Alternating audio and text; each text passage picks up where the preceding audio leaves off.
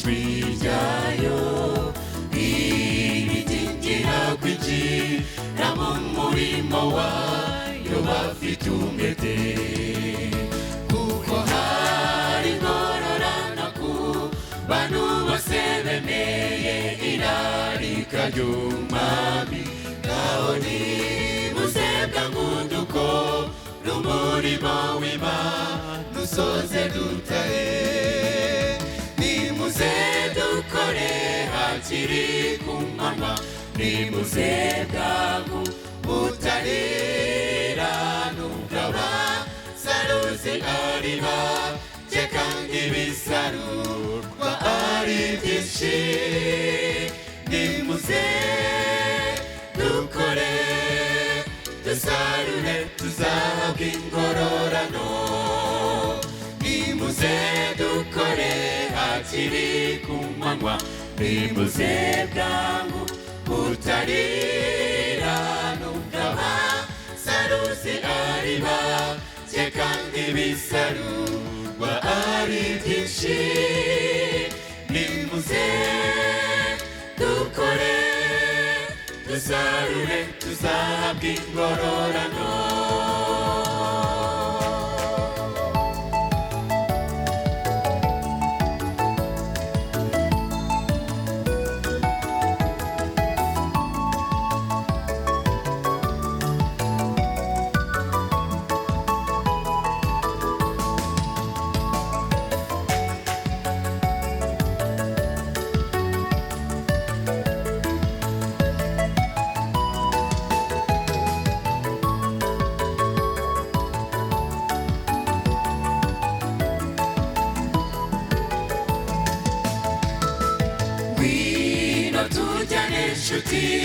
Wisigara inyuma dukore tugifite uburyo, kuko umunsi urakuze bugiye kwira umuntu atabasha gukora. Dore bamwe barahunikiye kandi ntawuzi igihe nyir'uruzabibu azazira. Nimuze tugende gutarura iyo nama tuyizane mu bushyo bwe, nimuze dukore hakiri ku manywa, nimuze bwangu butarira nubwo abasaruzi ari bake kandi ibisarurwa ari byinshi. Nimuze dukore dusarure tuzahabwa ingororano, nimuze dukore hakiri ku manywa, nimuze bwangu butarira nubwo abasaruzi ari bake kandi ibisarurwa ari byinshi. Nimuze dukore dusarure tuzahabwa ingororano.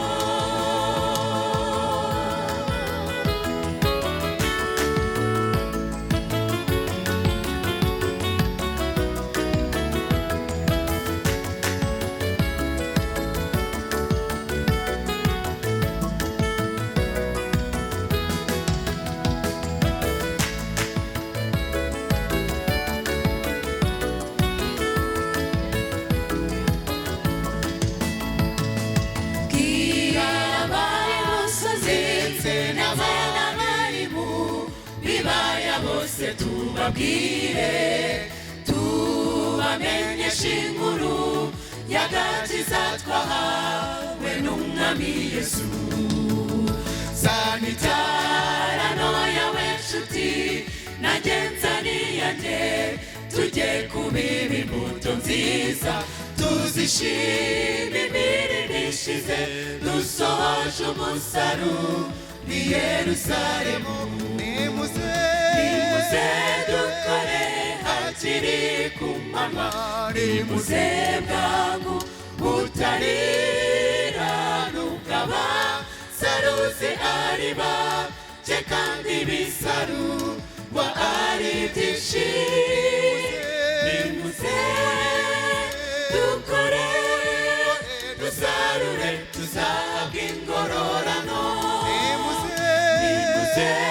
dukore hakiri ku manywa nimuze bwangu butarira nubwo abasaruzi ari bake kandi ibisarurwa ari byinshi nimuze dukore dusarure tuzahabwa ingororano nimuze dukore hakiri ku manywa nimuze bwangu butarira nubwo abasaruzi ari bake kandi ibisarurwa ari byinshi nimuze dukore dusarure tuzahabwa ingororano.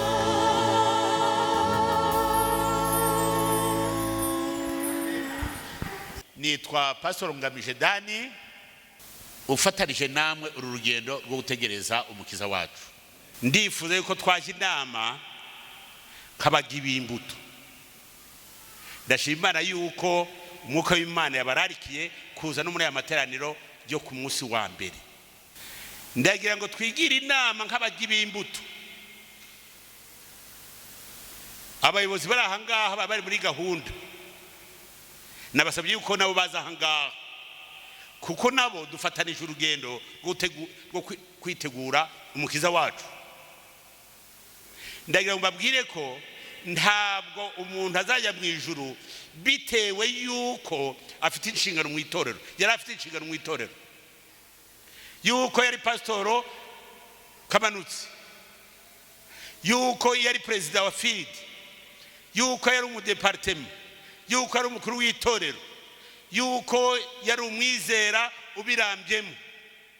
Ashwi iyo ntabwo ari visa ijyana umuntu mu bwami bw'Imana, ahubwo tuzajanwayo n'isano buri muntu wese aharanira kugira ngo ayigirane na Yesu Kristo. Muti none se ko muvuga ubutumwa, ni koko dukwiriye kuvuga ubutumwa kandi turabuvuga. Njyewe n'abagenzi banjye ntabwo nzi impamvu Imana yaduhisemo. Icyo nemera ni igoragoza ry'Imana. Imana igoragoza, kandi iyi Mana ingoragoza ni nayo ikugoragoza. Igoragoza itanga inama zose kugira ngo uzabe umuragwa w'ubwami bw'Imana. Imana igoragoza. Mbese pasitoro waruzi ko Imana ikugoragoza? Igoragoza kuko kuba pasitoro wanyu namushimye cyane n'uburyo rwose akora gahunda. Nezezwa cyane n'abantu batwakiriye hari n'abaririmbyi bari aha ngaha, ariko ibyo mwakora byose ntabwo ari visa ikujyana mu ijuru. Se turukumvikana? Ndagira ngo tujye inama nkabaryi bimbuto. Igihe umushyitsi yaje maze nyirurugo akavuga ati madama akavuga ati none twe nta kintu dufite cyo kumwakiza. Mugabo akavuga ati none se nta kantu gasigaye. Ati reka da igisigaye gusa ni ya mbuto tuzatera ibunaka. Umugabo akavuga ati yitunganye ugiteke nzaye guhaha indi. Bakajya inama. Nanjye ndagira ngo tujye inama y'uburyo imico yacu yahinduka tukazatambwa bw'Imana. Kuko bitabaye ibyo twaba turi kundirimba kaza ndirimbo za Sagihobe. Ntabwo twaje aha ngaha kuko bikwiriye yuko ni ku munsi wa mbere na amateraniro ya kabiri tugomba kuyajyamo. Ntabwo ndi busigare mu rugo, ahubwo tekereza umugambi wakuzanye maze ushyira ubwenge impembera, wibaze yuko koko uri mu nzira ikujyana iwacu. Izina ry'Imana rihabwe icyubahiro. Ndagira ngo mbamenyeshe yuko itorero ry'abadivantiste b'umunsi wa karindwi ni Imana yarishyize kuri iyi si kugira ngo ritunganizwemo umugeni wa Yesu Kristo, ari we ugize itorero ry'Imana. Amen. Nuwo nguwo niyo mpamvu abasinzi baje, abasambanyi bakaba baje, abajura bakaba baje, abarangwa n'inzangano bakaba baje, kuko baje aha ngaha kugira ngo dutunganirizwe kuzajya mu bwami bw'Imana. Abo ngabo Yesu Kristo umugeni we ni umuzi wenyine.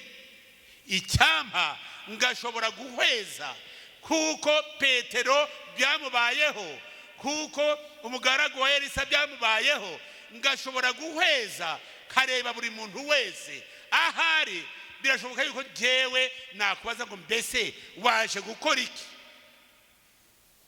na bya byaha byawe, ariko Imana ishimwe cyane kuko iyo ihamagara umunyabyaha wese imubwira ngo ngwino unsange unzanire ibikuremereye byose maze nkuruhure. Njyewe nk'umuntu navuga ngo wari ukwiriye kuba uri kuririmba hariya, ariko Yesu icyamuvanye mu ijuru ni umunyabyaha, kandi umunyabyaha ni njyewe ni wowe. Izina ry'Imana rihabwe icyubahiro. Niyo mpamvu tugomba gutuza maze tugatekereza icyangombwa cyazatuma dutaha mu bwami bw'Imana. Niyo mpamvu Imana yahagurukije abagabo n'abagore kugira ngo bereze uyu Yesu, maze imico ya Yesu yinjire mu bayoboke be, maze duhindure isi kugira ngo Yesu ugiye kwimika ubwami bwe naza azabone abazacyura aho yagiye kubategurira. Hari ikibaya cyagutse cyabayeho kandi ubu kirahari, cyari cyarateguriwe kugira ngo kijye gikorerwamo inama. Igihe ubuyobozi butegetsi bwifuza kubonana n'abaturage bakabateraniriza muri icyo kibaya, ndetse kuko icyo kibaya cyari mu gihugu basenga ibigirwamana, n'igihe habaye igihe cyo gusenga ibigirwamana maze abantu bagahurira muri icyo kibaya. Umunsi umwe wari ukomeye cyane, habaho invitation, ihamagara, itumira abayobozi bose b'igihugu kugira ngo baze muri icyo kibaya. Hari habaye iki? Umwami yari yashushanije, yakoze igishushanyo kinini cyane ngo mikono yacyo yari metero 60, ubugari ari metero 6. Cyari kinini cyane kandi ari zahabu nsa. Ntamwambwira uwo mutegetsi uwo ari we ninde? Nebukadinezari. Ndagushimye, Nebukadinezari. Icyo gihe byari bikurikiwe n'igihe Uwiteka yari yamubonekeye mu nzozi. Erega Uwiteka ajya abonekera n'abanyabyaha. Mwami umupagani, Uwiteka aramubonekera mu nzozi kandi amwereka inzozi zikomeye cyane zagombaga kuranga iyi si yacu guhera mu gihe cye kugeza n'ubu ngubu. Zari inzozi zikomeye cyane ngo agiye kubona, uwo ni Danieli wazimusobanuriye, kandi aravuga ati nicyo koko nabonye. ngo agiye kubona igishushanyo kimuhagaze imbere kimeze nk'umuntu, umutwe ari zahabu nsa, igituza n'amaboko ari umuringa ari ifeza, inda n'ibibero ari umuringa, amaguru ari ibyuma, ibirenge ari icyuma kivanze n'ibumba. Kugeza igihe akomeje kucyitegereza cyamutangaje, ngo agiye kubona abona ibuye riraje rikikubiseho, cyose kirajanjagurika kirarangira. Izo ndoto ze aza kuzibagirwa. Danieli arabimubwira ati uriya mutwe ushushanya wowe, kuko umutwe ni izahabu kandi bwo bwami bwawe, kandi ubwami bwawe buzasimburwa. Ntibyatinze Nebukadineza ati ngomba kugaragariza abantu ntegeka mu bihugu 120 bose bakaza bagahurira mu kibaya gikomeye cyane, icyo dusanzwe duteranizamo abantu ariko noneho ubu ngubu hakaza abategetsi n'abaturage ba hafi, ariko abategetsi bo bakaba baje. Bibiri tubwira neza yuko abasore b'Abaheburayo Saduraka, Mishake na Abedenego bari barahawe imirimo y'ubutegetsi i Babuloni babisabiwe na Danieli. Turi mu gice cya 3 cya Danieli. Abo basore nabo bari baje. Ntabwo Bibiri tubwira yuko bose bari bahagaze hamwe, ahubwo we numwe yaririya undi aririya, kuko icyo kibaya cyari cyazimagiwe kirimo abantu benshi. Maze hari amabwiriza yari yatanzwe. Wari umunsi ukomeye cyane, umunsi bagombaga kweza icyo gishushanyo, maze umwami akavuga ati ubutegetsi bwanjye ntabwo buzavaho, ahubwo nibwigihe cyose. Niyo mpamvu iki kigirwamana ngishyizeho kizahabuza, maze buri muntu wese akamenya yuko ubwami bwacu ari ubwami buhoraho. Bibiliya itubwira yuko igihe byari bimaze gukomera, bimaze ibyuma bimaze kuvuga, kuko bari babibwiwe bagomba kubarara hasi. Ariko igitangaza nuko Saduraka, Mishake na Abedenego basigaye bahagaze. Izina ry'Imana rihabwa icyubahiro. Mbese muri iteraniro nawe wari gusigara uhagaze? Ikibazo ni iki: mbese uyu munsi wowe witwaye ute mu kibaya cya Dura? Witwaye ute? Aba basore bari baramaze kwakira Yesu nk'umukiza wabo, kandi bavuga bati uko byagenda kose ntitubasha kumuhemukira. Ntitubasha kumuhemukira, kuko muri ako kanya iga bari bubaraye hasi, abo basore bahagaze. Abakarudayo bahise bihuta bajya ku mwami, baramubwira bati mwami nyagasani, babandi watungishije ukabaha ubuyobozi, bakaba ari abategetsi kandi atari bene gihugu, nibo bagomeye itegeko ryawe. Mwami ahita agira uburakari bwinshi, arababwira ati nimubazane. Barabamuzanira. Babazanye, barabazana aho ngaho. Birumvikana yuko babazanye babakurubana, bababwira nabi cyane bati umwami anabashaka ari Muze. Ariko mu mutima wabo bari bagambiriye kudahemukira Imana yabo. Bavandimwe, mbese witwaye ute mu kibaya cya Dura wowe? Bageze imbere y'umwami bicisha bugufi rwose, bibaza ikigiye kuba, ariko buri wese mu mutima we yagambiriye yuko atabasha guhemukira Imana ye. Maze umwami arababwira ati ni mwebwe mwafashe umugambi wo kugomera itegeko natanze. Umwami aravuga ati nimugende mucanire atanura, mwongere muri cyane cyane. Arababwira ati rero mwabasore mwe, dore nabatungishije, none muribagiwe. Ngiye gutanga n'imahirwe, bongeye batanga ibimenyetso, ibyuma birenga bivuge, kugira ngo abantu bose babyumve, kandi barangiza mwese mubare hasi. Namwe ndabasabe ngo muze kubarara hasi, ndetse muri aha ngaha mubarare hasi. Mbese Imana iri bubakize amaboko yanjye ni iyihe? Ku murongo wa 16 w'igice cya 3 cya Danieli baramubwira bati mwami, nta mpamvu dufite yo kugusubiza icyo kibazo, kuko mu mitima yacu twagambiriye kudapfukamira igishushanyo wakoze. Tuzi yuko nta yindi Mana igomba guhabwa icyubahiro uretse Imana yo mu ijuru. Kandi nyagasani, nubwo watwica, tuzi yuko Imana dukorera ibasha kudutabara. Ariko naho itabikora, kuko tuzi yuko n'umuntu wiyeguriye Imana agerwaho n'akaga, ariko Imana izi impamvu, ntabwo nubwo yatureka tugapfa, ntabwo tubipfukamire igishushanyo wakoze. Iyo mpatekereje Imana cyane nkavuga ngo mbese burya hariho intwari zawe Imana.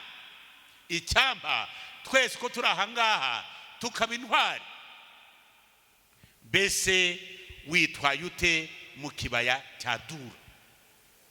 Benshi muri iki kibaya cya Dura, bitewe n'ubwoba, hariho abagerageza kunama ngo kugira ngo bagaragaze yuko bagipfukamiye bora nubwo badashaka kugipfukamira ariko bakabona bakubise ipfukamiro hasi buhoro kugira ngo hatagira umuntu bamenya bitewe n'ubwoba. Ariko Saduraka Meshaki na Abedenego bakomeje guhagarara kandi bashikamye.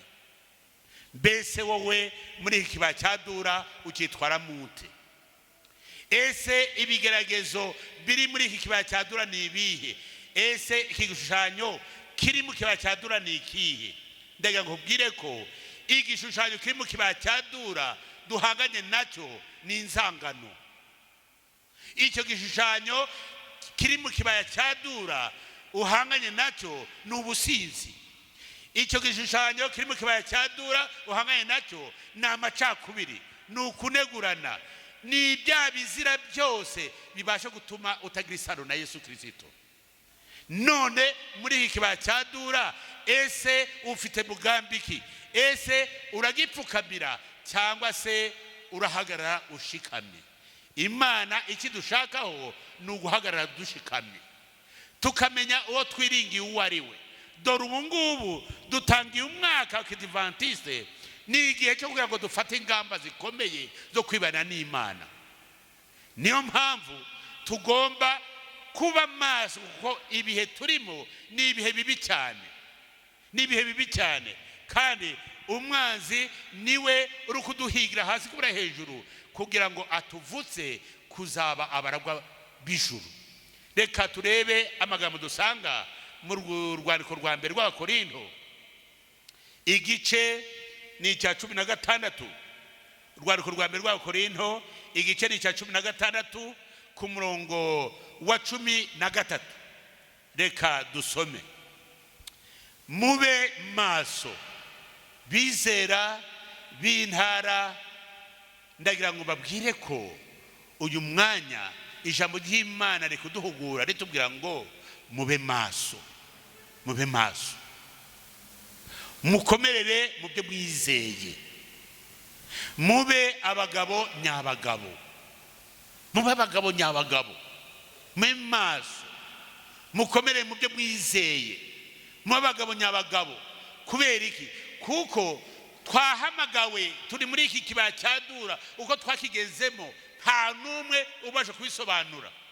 Ariko muri iki kibaya cya Dura duhanganye n'igishuko gikomeye cyane, aho umwami Nebukadineza yashinze ikistati kinini yabumbye cy'izahabu nsa gikomeye. Izahabu ni y'agaciro, ariko ntabwo yaducumuza. Niko icyaha iyo ukibona usanga ari cyiza cyane. Uti njyewe ndi umukobwa wa naka, urantuka se njye sindi bugukoze, nanjye ndagutuka.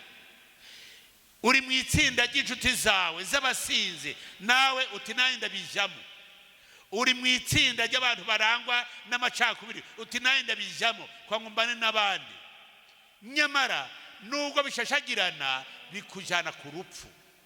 Niyo mpamvu ugomba kuba nka Saduraka Meshaki na Abedenego muri iki kibaya cya Dura, ugahagarara ushikamye, kuko abahagarara bashikamye abo ngabo bazaragwa ubugingo buhoraho.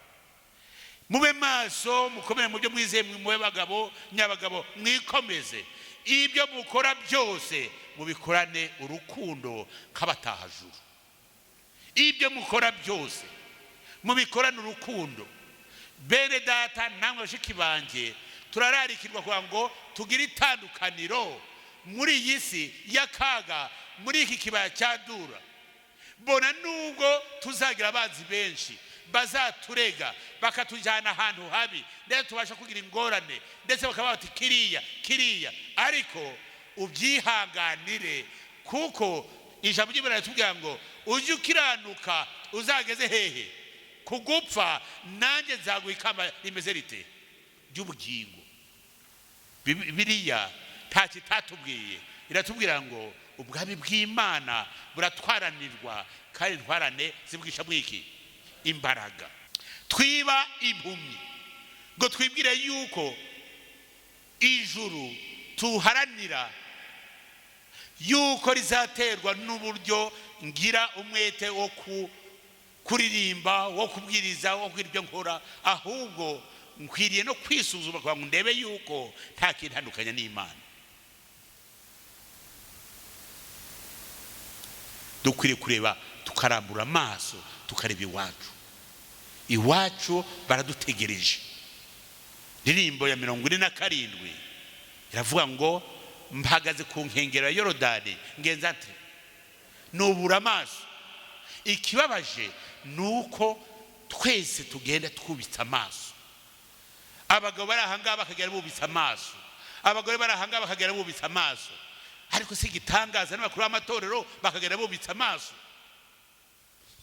Uyu muhimbi w'indirimbo yarayihimbye maze aravuga ngo yubuye amaso ngo agiye kubona, abona igihugu cyiza kihe cy'Ikanani. Iyo wubuye amaso ubona iwacu. Iyo urambuye amaso ukareba, amaso yo mu ntekerezo ugatekereza, ugashyira kure cyane, amaso yawe ntagarukire hafi, ureba iwacu. Maze marayika ari kumufasha muri kuguhimba iyo ndirimbo aramubwira ati dore ibyawe wabonye, dore ibyawe niho biri, ibyawe niho biri.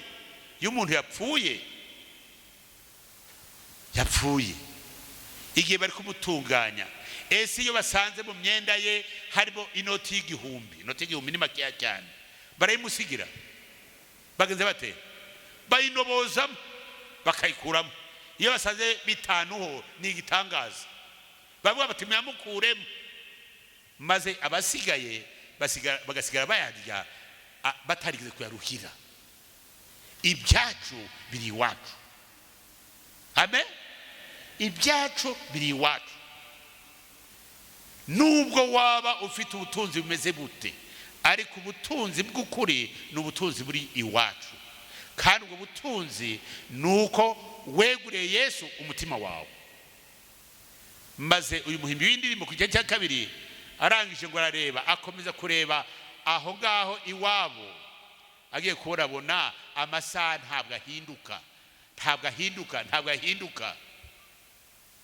Maze aravuga ati ko mbona butira, ko bwakagobye kuba bwije aho naharebeye. Maze marayika aramubwira ati ni Yesu ugeze ate uhavira umucyo. Iwacu nta mwijima ubayo, nta cyaha kibayo, nta nzangano, nta makimbirane, nta kuvuga ngo ingo zirara zishya ngo bwacya zikazima. Muraho ariko abingo zarazishya ubungubu zikaza zazimye. Ubungubu umurongera mutagire nimugoroba. Satani yaratugendereye, ariko nitwemere kwakira Yesu. Maze amaze kuhareba aravuga ati hariya heza nzahagera ryari ngo mpabe ngeje nte mpiriwe. Ndasaba Imana kugira ngo buri muntu wese uri ahangaha azane gukiranirwa kwe, akwegereze Yesu. Yesu aragutunganya, kandi uyu Yesu wacu ntabwo agira inzika, arabyibagirwa, ndetse ugasigara gufata nk'umuntu utarigeze gucumura. Ijwi rero wumva riduhira mu matwi yawe ngo wowe ntabwo uzajya mu ijuru, dore wakoze ibi n'ibi, wakoze ibya gatema na gaheta, ntabwo uzajya mu ijuru. Yesu cyamuvanye mu ijuru ni ibyaha byacu by'umunyabyaha, kandi ibyo byaha nibyo ufite. Ariko uyu munsi nubimwegereza, Yesu arabihanagura, maze usigare utunganye rwose. Arakwambika gukiranuka kwe, maze ugaragara imbere y'Imana ukiranutse. Mbese ni igiki gituma utabasha gufata umwanzuro wo kwibana n'Imana? Reka muri aya masaha uvuga uti ni ukuri, uyu munsi kuri iyi saha ngiye kubyandika be mu mihigo yanjye, ko uyu munsi ngiye kwibana na Yesu, kuko nsanze yuko kuba kuri iyi si, ibiri kuri iyi si byose ni ibijyana mu rupfu, ariko Yesu adutegeye ibiganza. Mbese wakwemera gufata mu biganza bye umubwira uti noneho Yesu ndaje ndifuza kwibana nawe? Ni bangahe bavuga bati njyewe rwose mpamanije n'umutima wanjye ndifuza kwibana na Yesu? Yesu ni umunyembabazi, aragukunda, kandi uyu munsi yongeye kukureba neza. Mbese ninde wumva yuko akeneye kwibera mu gituza cya Yesu? Naje uko hejuru turebe. Imana iguha umugisha, iguha umugisha. Ndagira ngo uhagurukira ahuri, uhagurukira ahuri, maze umubwire uti Yesu, noneho pisemo kwibana nawe, pisemo kwibana nawe. Igihe cyinshi nabanye na Satani ariko ntacyo yamariye. Uyu munsi pisemo kwibanira nawe. Imana ihabwe icyubahiro, Imana ihabwe icyubahiro. Icyamba uko buhagurutse akaba ari nako mubihamanije n'imitima yanyu. Nta kimana itazakora. Uyu munsi yoge kukugoragoza, uyu munsi yoge kugutongera, kubwira ngo mwana wanjye mu mutima wawe shikama, ube maso, umenye yuko Yesu agiye kuza. Uyu Yesu tuvuga azaza rwose, kandi azaza aje gutwara umugeni we. Ndasaba Imana kugira ngo iri torero Imana yashyizeho, Yesu naza azasanga byaragutunganije, waritandukanije n'ibibi. Wirebera ku mugabo wawe, wirebera ku mugore wawe, wirebera ku babyeyi bawe, wirebera mu muryango wawe, ahubwo hitamo Yesu uyu munsi. Ngo iyo amagara yaterewe hejuru umwe asamaye. Iki ni igihe cyo gusama yawe.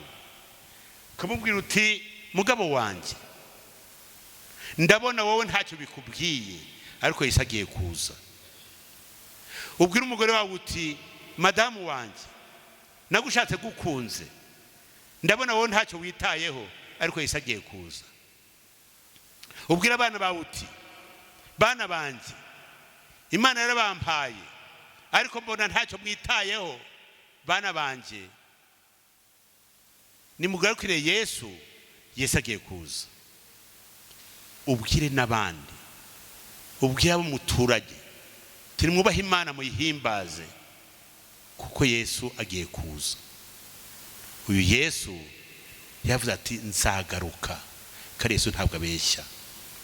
Satani ni utwibagiza, katubwira ati ibyo ngibyo niko bizahora, niko bizahora, ariko umunsi umwe tuzumva impanda y'Imana ivuze, abakoze ibyiza batahe mu bwami bw'Imana. Icyampa uko muhagaze mwese akaba ariko muzataha mu bwami bw'Imana. Nicyo cyifuzo bafitiye. Yesu washatse yuko nza ahangaha uyu munsi, niwe uri kuvugira mu kanwa kanjye, akubwira ati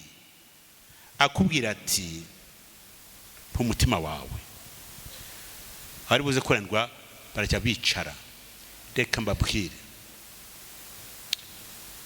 Yesu ajya avugira mu kanwa k'abagaragu be, ariko uyu munsi nitwakira Yesu, Yesu azayavugira mu kanwa kacu, azatuma tuvuga ibikwiye, iby'uburiganya bizimire, ahubwo tugire imivugire myiza y'abatahajuru. Ibyo ni byo basabira mu izina rya Yesu.